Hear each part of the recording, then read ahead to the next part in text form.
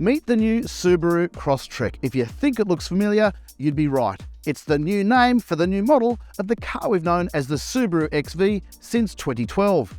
In this video, we will go through the key features of every model in the range, tell you which one we reckon is the best buy, and also cover off what it's like to drive, fuel economy, and servicing costs. And if you're waiting for the hybrid version, why you might want to hold off.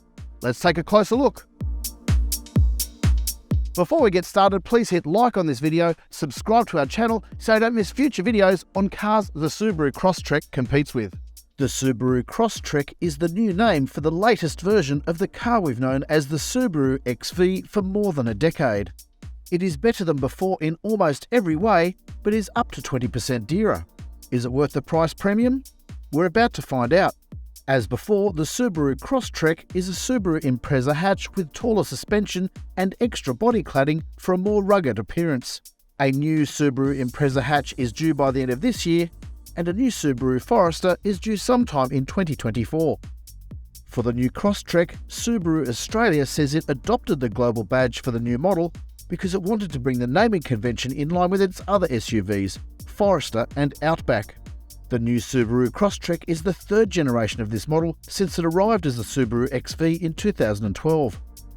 While the Subaru Crosstrek's proportions are near identical to the XV it replaces, to the millimetre in some cases, the core structure now has more body strengthening. Think of it as the automotive equivalent of Pilates. With a strong core, the rest of the car can better deal with bumpy roads and tight turns. While the exterior design changes may seem subtle at a glance, Subaru knows it's onto a winner with the XV Crosstrek concept, which remains one of the Japanese brand's top-selling models. As the saying goes, if it ain't broke, don't fix it. All 5 models in the range now come with a full suite of advanced safety tech, while only 3 of the 6 models previously came with the works. The Subaru Crosstrek debuts the company's latest 3-camera eyesight forward collision avoidance system, previously only with twin cameras, and 3 model grades are powered by the same 2-litre 4-cylinder non-turbo petrol engine as the previous Subaru XV, but now have an 8-step CVT automatic rather than a 7-step CVT paired to permanent all-wheel drive.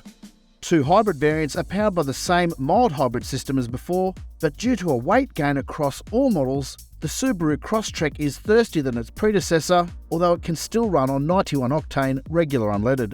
Service intervals have been bumped from 12,500 kilometres or 12 months, whichever comes first, to 15,000 kilometres or 12 months, which is the industry average.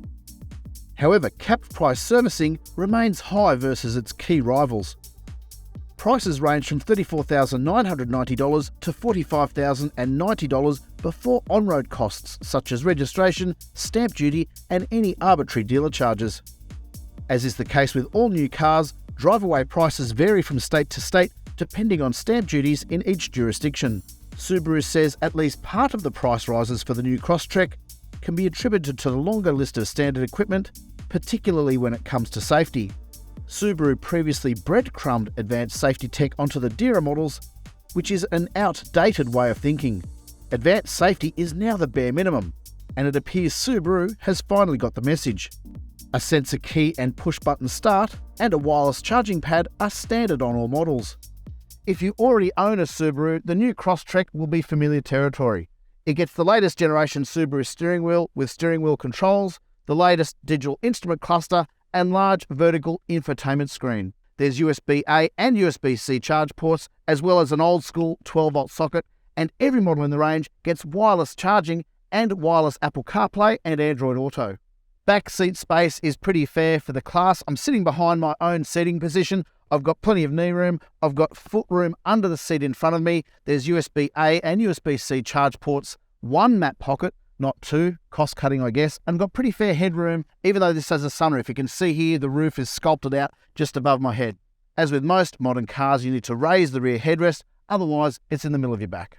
The boot in the Subaru Crosstrek is smaller than the Subaru XV it replaces when the back seats are upright and in position. That's because Subaru has created slightly more room for backseat passengers. As we can see in the back, there are 3 top tether points. That means you can fit an old school child seat in the middle or the outside positions, but the outboards are also ISOFIX compatible. Under the boot floor is a temporary spare tyre. Now that's not ideal. We much prefer a full-size spare tyre, especially on off-road vehicles, but it's not one of those skinny space savers. It's halfway between that and what's on the car, but because it's not the exact same size as the tyres already on the vehicle, it's classified as a temporary spare. No models in the Subaru Crosstrek range have factory-fitted front parking sensors, and only the top models have a forward-facing camera. The new Subaru Crosstrek marks the debut of the company's new 3-camera eyesight crash avoidance system. The previous 2-camera setup, which constantly scans the road ahead, is now supplemented by a third wide-view camera that is better at detecting pedestrians, cyclists, and other traffic approaching from either direction. While only half of the previous Subaru XV range came with the works, when it came to safety, Subaru has finally caught up with community expectations and democratised its advanced safety systems and fitted it to all models on the new Crosstrek. The cabin has tiny cameras embedded in a plastic strip in the middle of the dash, above the infotainment screen, to check the driver's eyes are on the road. A rear-view camera, rear autonomous emergency braking, and rear parking sensors are standard on all 5 model grades, but only 3 of the 5 models have a 360-degree camera view. None have front parking sensors, either as factory-fit or dealer-fit accessories. Of course, for many Subaru customers, it's all about the driving experience, and the Subaru Crosstrek is, for the most part, a step forward. Good points? The Subaru Crosstrek really is a pleasant car to drive. Big enough to be roomy, small enough to negotiate tight spots and shopping centre car parks. I've got a comfortable driving position, I've got good visibility all around, and for the most part, it's very well appointed. Subaru says it's spent a lot of time and effort making the body stiffer so it can tune the suspension to do its job properly. This is a nice and easy car to drive. Downsides? There's some equipment missing that should be standard, such as front parking sensors. The sun visor doesn't extend far enough, and the digital speed display is a bit crowded, so it can be hard to easily see just how fast you're going. And the engine is a touch thirsty. The Subaru Crosstrek engine performance stats look good on paper, but in the real world the engine is thirsty and lethargic, and the engine could do with a bit more urge. We're not judging the Crosstrek by race car standards, but even against its peers, it is a touch sluggish. A couple of times on this test drive, we tried to overtake cars safely on a quiet back road, but every time we put the foot down, it didn't have the guts. So it pays to be patient if you're planning on buying the new Subaru Crosstrek.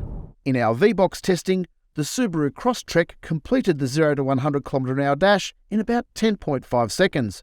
That's 2 seconds or 20% slower than a Toyota Corolla Cross Hybrid. The engine's a bit underdone. Hopefully Subaru is going to bring out a 2.5 litre version of this car sometime down the track. To be frank, it can't come soon enough. Part of the reason the Subaru Crosstrek is thirstier than the Subaru XV it replaces, it's heavier thanks to extra equipment and extra body strengthening.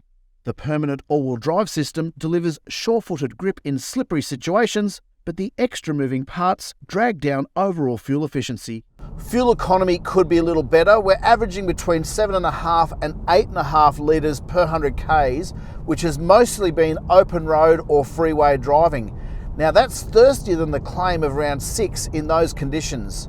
And as previous tests have shown, the mild hybrid system in the Subaru XV, which carries over into the new Subaru Crosstrek, delivers negligible, if any, fuel savings. We reckon you're better off pocketing the $3,600 price difference between the hybrid and non-hybrid models. After all, that'd buy a lot of fuel. The good news is Subaru is poised to eventually adopt Toyota's genuine hybrid tech, which halves fuel consumption, though that's not due until 2025 at the earliest. On balance, first impressions are largely positive. To sum up, I really like the new Subaru Crosstrek. It's easy to drive and it's going to be easy to live with day to day. In conclusion, the Subaru Crosstrek is evolutionary rather than revolutionary. Subaru has a successful formula and wisely elected not to mess with it. As with all new cars, the Subaru Crosstrek is not perfect. It's dearer than before, thirsty on fuel, expensive to service, more sluggish than key rivals, has short sun visors that don't effectively block side glare, lacks front parking sensors on any model, has a temporary spare tyre, and the digital speed display is crowded. On the plus side, however, Subaru has finally democratised advanced safety tech, something it should have done years ago, and delivered a highly comfortable and competent vehicle. The suspension is supple on back roads, the car is light and easy to drive in the daily grind, and just the right size for many buyers. Our pick? Given the long list of standard equipment and advanced safety technology, the base model Subaru Crosstrek 2.0L is the sweet spot in the range. And for now, Subaru's hybrid technology is not worth the price premium, and you'll be hard-pressed to spot the fuel savings. To read the full review on the new Subaru Crosstrek, go to Drive.com.au. Please hit like if you've enjoyed this video, and subscribe to this channel so you don't miss any future updates.